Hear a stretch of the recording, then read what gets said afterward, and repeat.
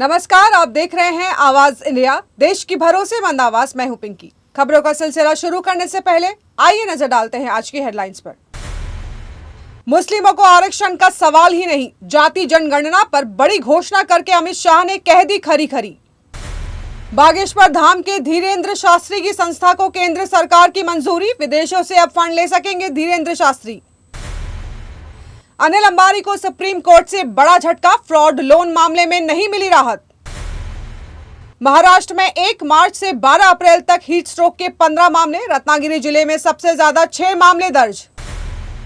और नागजिला की release date हुई कंफर्म, वैलेंटाइन वीक में कार्तिक आर्यन थिएटर्स में करेंगे कमाल। अब खबरें विस्तार से। लोकसभा में महिला आरक्षण से जुड़े तीनों बिल पेश हो चुके हैं। सपा के सांसद धर्मेंद्र यादव ने मुसलमानों का जिक्र करते हुए आरक्षण देने की बात की। उस पर गृह मंत्री अमित शाह ने संसद में मौजूदा जनगणना को लेकर एक बात क्लियर करते हुए मुस्लिम आरक्षण के सवाल को विपक्ष कर जमकर सुना दिया है। उन्होंने ललकारते हुए कहा कि धर्म के आधार पर मुस्लिमों को किसी प्रकार का आरक्षण, इसका सवाल ही पैदा नहीं होता, और मुस्लिम महिलाओं को आरक्षण की मांग पर करारा हमला बोला। मध्य प्रदेश के छतरपुर जिले में स्थित बागेश्वर धाम को केंद्र सरकार ने FCRA के तहत विदेशी फंड लेने की अनुमति दे दी है। इस मंजूरी के बाद संस्था विदेश में रहने वाले लोगों से भी कानूनी तरीके से दान ले सकेगी। ये मंजूरी भारत सरकार के गृह मंत्रालय ने फॉरेन कंट्रीब्यूशन रेगुलेशन एक्ट यानी कि FCRA के तहत दी है। सुप्रीम कोर्ट ने न्यायपालिका में महिलाओं के लिए आरक्षण की मांग वाली याचिका पर सुनवाई करने से इनकार कर दिया है। चीफ जस्टिस की अध्यक्षता वाली पीठ ने स्पष्ट कहा है कि यह मामला न्यायिक हस्तक्षेप का विषय नहीं है। अदालत ने याचिकाकर्ता को सलाह दी है कि वे अपनी मांग को लेकर सरकार के पास जाएं और वहां प्रतिनिधित्व दें। दिल्ली हाईकोर्ट ने मुख्यमंत्री रेखा गुप्ता पर हमले के आरोपियों के खिलाफ ट्रायल पर रोक लगाने से इनकार कर दिया है।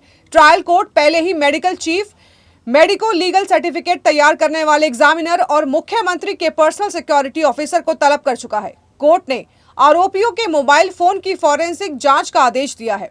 अब अगली सुनवाई 21 मई को होगी। वक्त हो चला है एक छोटे से ब्रेक का।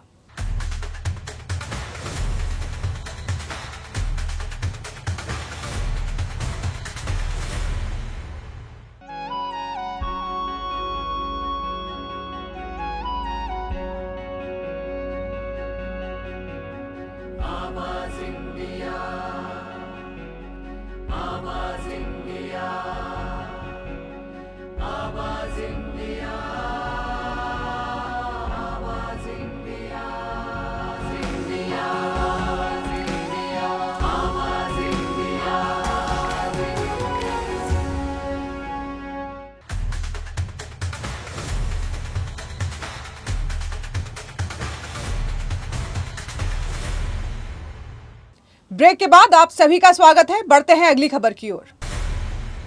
उद्योगपति अनिल अंबानी को एक बार फिर सुप्रीम कोर्ट से बड़ा झटका लगा है। रिलायंस कम्युनिकेशंस के बैंक खातों को धोखाधड़ी घोषित करने के खिलाफ अनिल अंबानी की याचिका को सुप्रीम कोर्ट ने खारिज कर दिया है। इसमें खातों को फ्रॉड मानने पर मिली अंतरिम राहत को रद्द कर दिया गया था। यह मामला 40,000 करोड़ से अधिक की कथित बैंक धोखाधड़ी और मनी लॉन्ड्रिंग से जुड़ा है। महाराष्ट्र में भीषण गर्मी और लू का सितम जारी है। अकोला, विदर्भ, रत्नागिरी समेत महाराष्ट्र के तमाम शहरों में तापमान लगातार बढ़ रहा है। अभी अकोला समेत पूरे विदर्भ में तापमान 44 डिग्री सेल्सियस के आसपास दर्ज किया जा रहा है। राज्य स्वास्थ्य विभाग के मुताबिक 1 मार्च से 12 अप्रैल तक पूरे महाराष्ट्र में 15 हीट स्ट्रोक के मामले सामने आए हैं, जिसमें रत्नागिरी जिले में सबसे ज्यादा 6 मामले दर्ज किए गए हैं। इसको देखते हुए प्रशासन पूरी तरह अलर्ट मोड पर है।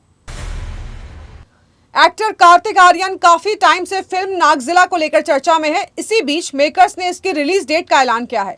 फिल्म एनालिस्ट तरन आदर्श ने अपने इंस्टाग्राम पर एक पोस्ट शेयर किया है। उन्होंने अपनी पोस्ट में लिखा, धर्मा प्रोडक्शंस और महावीर जैन फिल्म्स की अपकमिंग फिल्म नागजिला की रिलीज डेट लॉक हो गई है।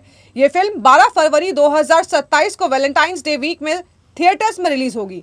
इस फिल्म में कार्तिक आर्यन इच्छाधारी नाग का किरदार निभा रहे हैं। 1993 के मुंबई सीरियल ब्लास्ट और अन्य मामलों में सजा काट रहे अंडरवर्ल्ड डॉन अब्बू सलेम को बॉम्बे हाई कोर्ट से बड़ा झटका लगा है। कोर्ट ने उसकी समय से पहले रिहाई की मांग को खारिज कर दिया है और स्पष्ट किया है कि वो 2030 से पहले जेल से बाहर नहीं आ सकता। कोर्ट ने यह भी कहा है कि 25 साल की सजा पूरी होने से पहले किसी तरह की रियायत या रिमिशन पर विचार नहीं किया जा सकता। अजय गडकरी और जस्टिस कमल खाता की डिवीजन बेंच ने गुरुवार को यह फैसला सुनाया है। तो देश और दुनिया की बड़ी खबरों में फिलहाल के लिए इतना ही। जुड़े रहिए आवाज इंडिया के साथ, जल्द होगी मुलाकात। तब तक के लिए नमस्कार।